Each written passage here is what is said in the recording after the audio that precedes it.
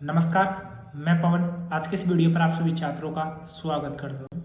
आज का जो वीडियो है ये पशु परिचर भर्ती को लेकर होने वाला है। अभी जैसे हाल ही में आपके दिसंबर 2024 में जो आपका एग्जाम है वो कंडक्ट हुआ है।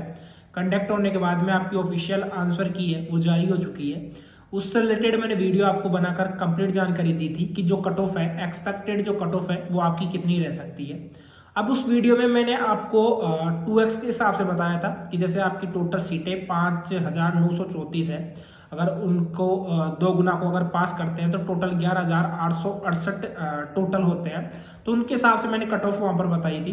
अगर यहाँ पर बात करें मतलब कि 5,934 सीटों के हिसाब से जो कट ऑफ है आपकी फाइनल कट ऑफ रहेगी वो आपकी कितनी रहेगी, वो भी आपको इस वीडियो के माध्यम से देखने को मिलेगा। साथ ही में सबसे ज्यादा इंपॉर्टेंट है कि क्या क्या डॉक्यूमेंट्स आपके लगने वाले हैं। जब आपका डीवी डॉक्यूमेंट्स वेरिफिकेशन होगा उस टाइम क्या क्या डॉक्यूमेंट्स आपके लगेंगे, तो उससे रिलेटेड आज का वीडियो काफी इंपॉर्टेंट आप सभी छात्रों के लिए होने वाला है। सबसे पहले आपको मैं बता दूं, जिस भी स्टूडेंट को लग रहा है कि इस क्वेश्चन में आपको आपत्ति लगाना चाहिए तो अभी फिलहाल उसकी डेट है वो आपकी 28 जनवरी 2025 से लेकर 30 जनवरी 2025 तक रहने वाली है। आप बिल्कुल आपत्ति है वो दर्ज करवा सकते हैं। जैसे कि आपको पता है कि कोई क्वेश्चन सेम रहता है, जैसे सभी छात्रों के मन में सिमिलर ही क्वेश्चन एक आ रहा है तो उस क्वेश्चन को तो आपको आपत्ति लगानी है।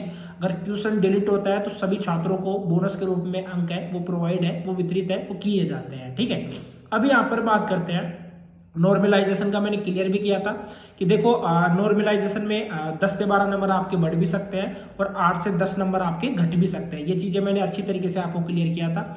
जैसे 6 शिफ्ट का आपका पेपर था, मतलब कि 6 शिफ्ट में आपके का पेपर है वो हुआ था।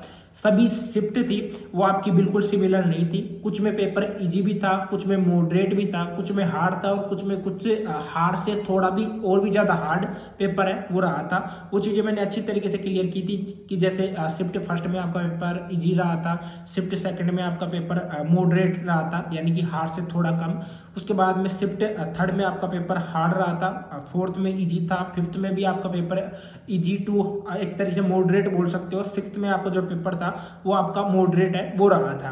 ये सब कुछ मैंने आपको अच्छी तरीके से क्लियर किया था। अभी यहाँ पर आपको मैं बताऊंगा कि मतलब कि 2x के हिसाब से, यानी कि जैसे मैंने बताया था 11,868 के हिसाब से मैंने जो कट ऑफ है आपको क्लियर की थी। अब अगर जैसे 11,000 में से मतलब कि आप मान सकते हो अप्रोक्स 12,000 मान सकते हो, 12,000 में से 600 स्टूडेंट्स को किस तरीके से निकाला जाएगा। काफी ज्यादा जो स्टूडेंट रहेंगे उनको डॉक्यूमेंट्स के आधार पर निकाला जाएगा।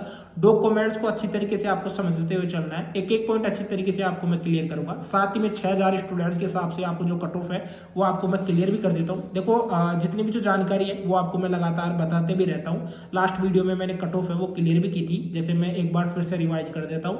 देखो वहां पर मैंने बताया था कि जैसे अगर आप जनरल कैटेगरी से हो, अगर आप फीमेल हो 110, मेल के लिए 115, ठीक है, ईडब्ल्यूएस के लिए 110, 115 मेल के लिए, ठीक है, फीमेल के लिए 110, ठीक है। उसी के बाद में एमबीसी मैंने क्लियर किया था। उसके बाद में एससी एसटी में मैंने क्लियर किया था कि 97.8 से लेकर 105 तक के बीच में अगर आपके नंबर आ रहे हैं तो आप सेफ कैटेगरी में आप खुद को मान सकते हो। बाकी तो 100 प्लस ही आंकड़ा है वो रहने वाला है। अब आपको मैं बताने वाला हूं यहाँ पर 1x के हिसाब से कि क्या कट ऑफ है वो रह सकती है। अच्छी तरीके से आपको सुनते हुए चलना है और लास्ट में पहले मैं आपको डॉक्यूमेंट से रिलेटेड क्लियर कर देता हूँ, उसके बाद में जो कट ऑफ रहेगी कट ऑफ का आपको मैं क्लियर करूंगा। ठीक है, फर्स्ट में आपका क्या लगेगा, फर्स्ट में आपका जो डॉक्यूमेंट्स लगेगा 10th की मार्कशीट है वो आपकी लगने वाली है। उसी के बाद में ध्यान रखना कि अगर आपकी 10th की मार्कशीट है और साथ में आपका जो आधार कार्ड है उनमें अगर आपका नेम मिसमैच है या एक तरीके से आपका डीओबी डेट ऑफ बर्थ अगर आपका मिसमैच है तो आप पहले से ही उसको ठीक करवा लेना, क्योंकि डॉक्यूमेंट्स वेरिफिकेशन में काफी ज्यादा प्रॉब्लम है वो आपको देखने को मिल सकती है। सेकंड जो डॉक्यूमेंट्स है वो आपका आधार कार्ड लगने वाला है। आधार कार्ड में आपको अपना जो डीओबी है, खुद का नाम है, साथ में जो फोटो है, अगर आपकी फोटो बचपन वाली है तो उस फोटो को अपडेट करवा लेना। अभी जो फिलहाल करंट में आप हो वो फोटो वहां पर लगवा सकते हो। आप किसी भी नजदीकी ई मित्र पर जा सकते हो जो फिलहाल अभी अटल सेवा केंद्र के अधीन में आते हैं। अब हर किसी ई मित्र पर जो फोटो वगैरह है, नेम वगैरह आपका चेंज नहीं होगा, ठीक है, कुछ चुनिंदा तहसील में ही आपको देखने को मिलेगा, वहां पर जाकर करवा सकते हो। उसी के बाद में जो डीओबी रहती है, डॉक्यूमेंट मतलब कि डेट ऑफ बर्थ का ध्यान रखना, जन्म तिथि का ध्यान रखना कि आपकी जो मार्कशीट है 10th-12th की मार्कशीट है या उसी के बाद में आपका आधार कार्ड में जो आपका जन्म दिनांक है तो वो आपका सेम होना चाहिए, सिमिलर होना चाहिए। अगर उसमें मिसमैच है तो अभी से जाकर आपको ठीक करवा लेना है। थर्ड नंबर का जो डॉक्यूमेंट्स आपका लगेगा वो आपका लगेगा कास्ट सर्टिफिकेट।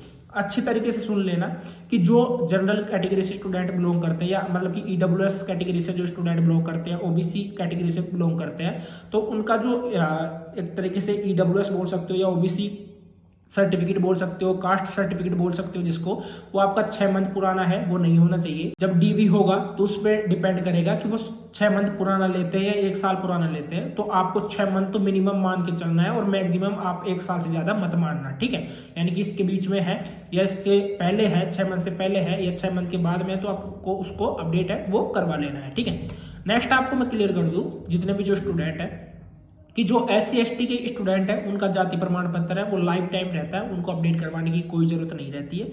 फोर्थ जो आपका डॉक्यूमेंट्स रहेगा वो आपका मूल निवास रहेगा। मूल निवास का ध्यान रखना, मूल निवास प्रमाण पत्र है वो आपके पास में होना चाहिए। देखो मूल निवास बनवाने में काफी टाइम लग जाता है, लेकिन अगर आप जैसे ईडब्ल्यूएस सर्टिफिकेट बनवाते हो या उसको अपडेट करवाते हो, तो वो लास्ट 3 से 4 दिन में, मुझे पता है अच्छी तरीके से 3 से 4 दिन में अपडेट होकर वो आपके पास में आ जाएगा।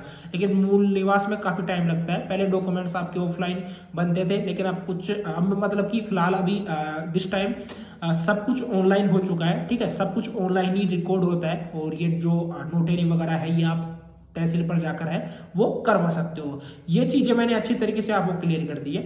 अब बात करते हैं यहाँ पर कि आपकी जो कट ऑफ है वो कितनी रह सकती है, जो कि एग्जैक्ट आपके लिए हो सकती है। अब देखो किसी को भी बिल्कुल जो एग्जैक्ट कट ऑफ है वो किसी को भी नहीं पता होता है, और जो बिल्कुल एक्सपेक्टेड जो कट ऑफ है, जैसे कोई आपको दावा करता है कि मैं जो कट ऑफ यहाँ पर बता रहा हूँ यही फाइनल कट ऑफ रहेगी, तो वो बिल्कुल गलत रहेगा, ठीक है। सरासर गलत है, ऐसा कोई भी नहीं बता सकता, क्योंकि बिल्कुल जो भी बताते हैं वो 5 से 10 नंबर आप ज्यादा मान लीजिए और 5 से 10 नंबर आप कम मान लीजिए, ठीक है। इससे ज्यादा बिल्कुल करेक्ट जो कट ऑफ है वो कोई भी नहीं बता सकता। तो फिलहाल जो कट ऑफ आपकी रहेगी वो जनरल के लिए अगर मैं बात करूं तो जनरल के लिए आपकी 115 से 113 के बीच में या 115 के बीच में आपकी जो कट ऑफ है वो देखने को मिलेगी, 113 नंबर के बीच में, ठीक है। ओबीसी के लिए 110 से 108 के बीच में देखने को मिलेगी।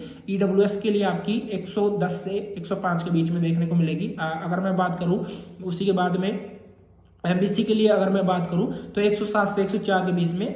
एससी एसटी के लिए मैं बात करूं तो 105 से लेकर आपको मैं बता दूं, जैसे एससी के लिए 102 से 100 के बीच में, मतलब कि मेल के लिए 102 और फीमेल के लिए 100, ठीक है। उसी के बाद में एसटी में बता दूं, एसटी में अगर मेल कैटेगरी से आप हो तो 100, और उसी के बाद में अगर फीमेल कैटेगरी से आप हो तो 97 या 98 के बीच में भी आपकी कट ऑफ है वो रह सकती है। बाकी जैसे एससी एसटी को छोड़कर बाकी जितने भी स्टूडेंट हैं आप तो 100 प्लस ही आपकी जो कट ऑफ है वो मान लीजिए, क्योंकि 100 से जिसके नंबर कम आ रहे हैं। देखो एससी एसटी का भी मैं आपको थोड़ा मैक्सिमम बताऊं तो 100 प्लस ही आप मानिए, बाकी जो मिनिमम है वो मैंने आपको क्लियर कर दिया कि 98 तक भी जो कट ऑफ है वो देखने को आपको मिल सकती है। अच्छी तरीके से एक एक पॉइंट आपको क्लियर कर दिया है। बाकी आपत्ति है वो आप सभी छात्रों को लगाना है, ठीक है। उसका फॉर्मेट मैं आपको प्रोवाइड करवा दूंगा, किस तरीके से आपको आपत्ति है वो लगाना है। आपको लिंक है टेलीग्राम का, वो डिस्क्रिप्शन बॉक्स में मिल जाएगा। और मैं देखता हूँ कि काफी ज्यादा स्टूडेंट है वो इस वीडियो को देखेंगे, मुझे पता है कि आप सभी छात्र इस वीडियो को देख रहे हो, लेकिन आप इस चैनल को सब्सक्राइब नहीं कर रहे। तो क्या कर रहे हो, चैनल को सब्सक्राइब करो। अभी जो ब्लैक बटन दिखाई दे रहा है सब्सक्राइब का, उसके ऊपर क्लिक करिए जिससे कि चैनल सब्सक्राइब हो जाए। तो ऐसी अपडेट आपको लगातार इस चैनल के माध्यम से दी जाएगी। आज के लिए